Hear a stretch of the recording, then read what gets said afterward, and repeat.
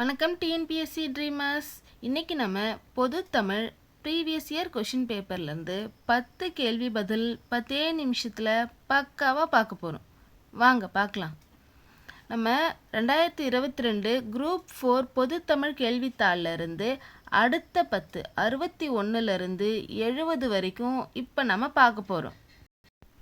ஏற்கனவே 60 கேள்விகள் நம்ம வீடியோ போட்டாச்சு, சரிங்களா? இன்றைக்கி அடுத்த 10 பார்க்க போகிறோம். பார்க்கலாங்களா? சரியான அகரவரிசையை தேர்ந்தெடுக்க. அகரவரிசை கேள்விகளிலிருந்தும் மேக்ஸிமம் ஒன்றாச்சு கண்டிப்பாக வந்துடும். ஓகேங்களா? இப்போது நேற்று நம்ம பார்த்ததில் எப்படி பார்த்துருப்போம்னா முழுசாக பார்த்திங்கன்னா அது உயிர்மை எழுத்தில் ஸ்டார்ட் ஆகிற மாதிரி இருந்துச்சு.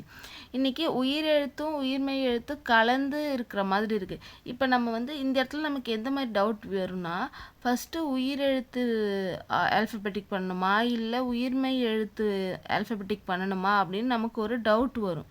சரிங்களா? உயிர் எழுத்து தான் எல்லாத்துக்குமே முதல் எழுத்து. சரிங்களா?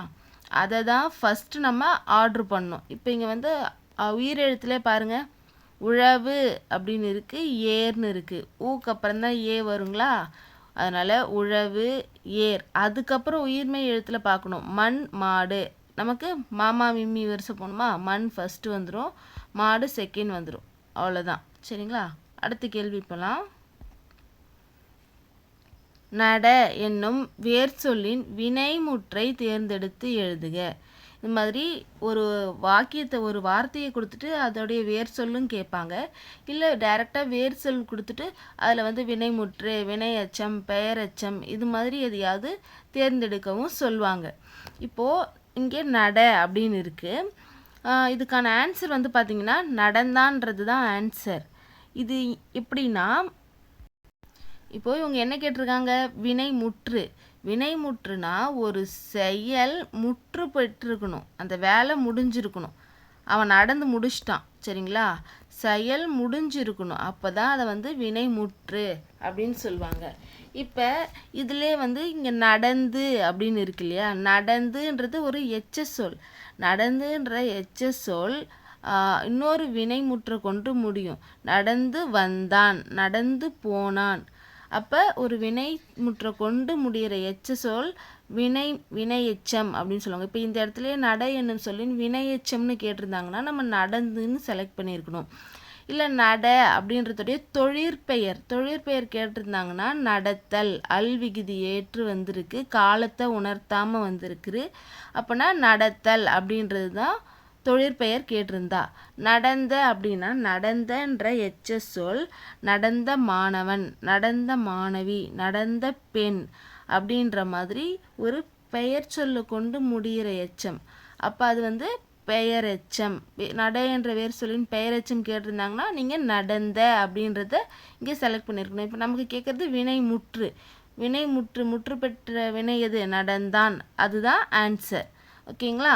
அடுத்த கேள்வி போகலாமா? சான்றோர் பாலராப சாலார் பாலராகுபவே அப்படின்னு சொல்லியிருக்காங்க. இப்பாடல் அடிகள் இடம்பெற்றுள்ள நூல். இந்நூல் புறநானூறில் தான் இது இடம்பெற்றிருக்கு. புறநானூறு பார்த்திங்கன்னா 8 தொகை நூல்களில் ஒன்று தான் புறநானூறு. ஓகேங்களா? இதில் என்ன சொல்கிறாங்கன்னா, சான்றோர்கள் பார்த்திங்கன்னா சான்றோர்கள் கூட தான் ஒன்று சேருவாங்க. இப்போ எப்படி முத்து பவளம் எல்லாமே ஒரு மாலையாக ஒன்று சேருதோ, அதே போல் சான்றோர்கள் பார்த்திங்கன்னா சான்றோர்கள் கூட ஒன்று சேருவாங்க. அறிவில் சரியில்லாதவங்க கூட ஒன்று சேருவாங்க அப்படின்ட்டு சொல்லுவாங்க. இதில் அடுத்த கேள்வி போகலாங்களா? பொருந்தா சொல்லை கண்டறிக அப்படின்னு கொடுத்துருக்காங்க. பாருங்கள், ஆப்ஷன் பார்க்கணும். இதுக்கு மலையூர், மணிப்பூர், காட்டூர், மருதூர். இப்போ மலையூர்னா மலை ரிலேட்டடாக சொல்கிறாங்க, காட்டூர்னா காடுகள் ரிலேட்டடாக சொல்கிறாங்க. சரிங்களா? இப்போ மருதூர் அப்படின்னா நம்ம மருது நிலத்தை எப்படி சொல்லுவாங்க? வயலும் வயல் சார்ந்த இடமும்னு சொல்லுவாங்க. இங்கே மணிப்பூர் இருக்குது. இந்த 5 திணைகளில் வரக்கூடிய 5 நிலம் அதில் இல்லாத ஒன்றா இங்கே மணிப்பூர் தான் இருக்குது. அப்போ பொருந்தாத சொல்லுன்னு கேட்டால் மணிப்பூர். ஓகேங்களா? அடுத்த கேள்வி போலாமா?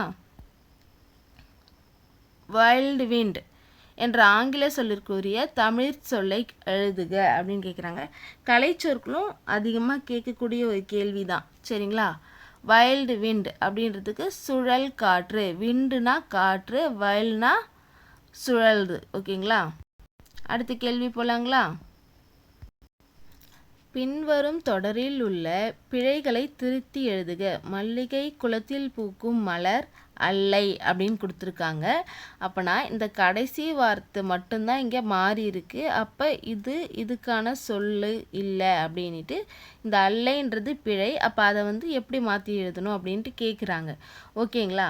இப்போ இங்கே பாருங்களேன், அல்லை, அல்ல, அன்று, இல்லை, இதை எங்கெங்கே எப்படி யூஸ் பண்ணணும்னு தெரிஞ்சுக்கிட்டாலே நம்ம வந்து சென்டென்ஸ் ஃபார்ம் பண்ணுறது ரொம்ப ஈஸி.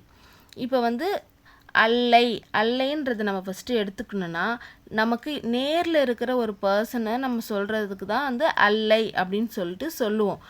நீ குயவன் அல்லை, நீ வந்து குயவன் இல்லை அப்படின்ட்டு நமக்கு நேரில் இருக்கிற ஒரு பர்சன்கிட்ட நம்ம சொல்கிறத தான் வந்து அல்லை அப்படின்ற வார்த்தையை நம்ம யூஸ் பண்ணுவோம்.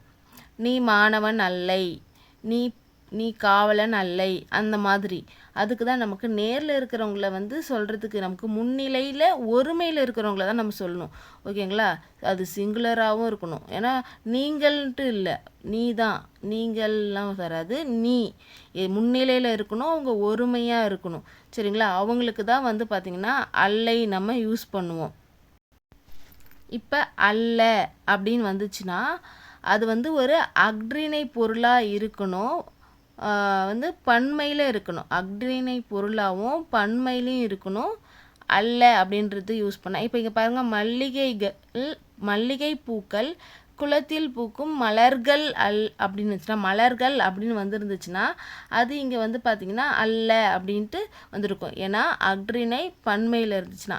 இங்கே வந்து ஒருமையில் தான் இருக்குது. ஒருமையில் இருந்துச்சுன்னா, அஃறிணையாகவும் இருந்து ஒருமையிலையும் இருந்துச்சுன்னா அதை தான் நம்ம வந்து பார்த்திங்கன்னா அன்று அப்படின்ட்டு சொல்லுவோம்.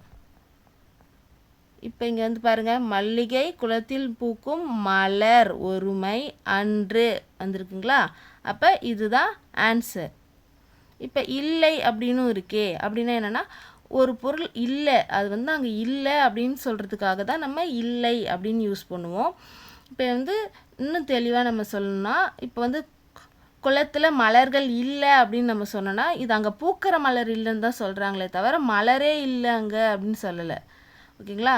இப்போ அங்கே மலர் இல்லை அப்படின்னா மலர் இல்லை அப்படின்ட்டு சொல்லியிருக்கலாம். மல்லிகை குளத்தில் பூக்கும் மலர் இல்லைன்னா அது வந்து குளத்தில் பூக்காது, வேறு இடத்துல பூக்கும், அந்த பொருள் இருக்குது அப்படின்றத சொல்ல வராங்க.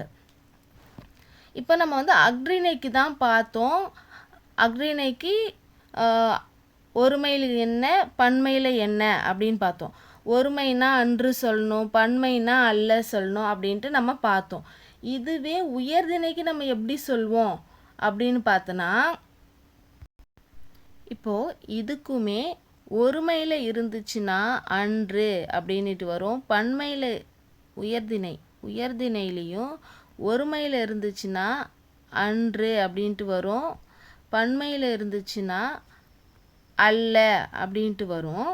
இது எப்படின்னா நமக்கு ஸ்ட்ரெயிட்டாக இருக்கிறதுக்கு, நீ அவன் அன்று, நீங்கள் அவர்கள், நீங்கள் அப்படின்னு சொல்லிட்டு நீங்கள் அது அல்ல அப்படின்ட்டு, ஒருமைனா அன்று, பன்மைனா அல்ல அப்படின்ட்டு நம்ம பயன்படுத்துகிறோம்.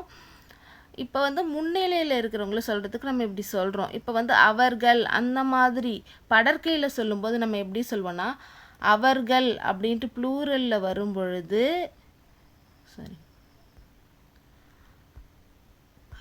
அவர்கள் அப்படின்னு வந்துச்சுன்னா அல்லர்னு சொல்லுவோம்.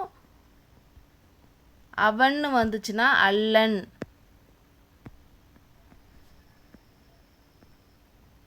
அவன் சொல்லிச்சுன்னா அல்லன், அவள்னு வந்துச்சுன்னா அல்லல், சரிங்களா? அது போல் சொல்லணும். அடுத்த கேள்வி போகலாங்களா? மரபு பிழையற்ற சொல்லை கண்டறிக அப்படின்னு சொல்லிட்டு எருது கொடுத்துருக்காங்க. இப்போ ஒவ்வொன்று, இப்போ கோழினா கொக்கரிக்கும், சேவல்னா கூவும், அதுபோல் ஒவ்வொரு விலங்குக்கும் வந்து ஒவ்வொரு மரபு இருக்குது. அதை வந்து அது வந்து எப்படி சொல்லணும் அப்படின்னு ஒரு வரையறை இருக்குது. ஆந்தைனா அலறும். ஓகேங்களா? காகம்னா கத்தும். சிங்கம்னா கர்ஜிக்கும்னு சொல்லுவோம். சிங்கம்னா கர்ஜிக்கும் முழங்கும் ரெண்டுமே சொல்லுவோம். எருது தான் எக்காலமிடும்.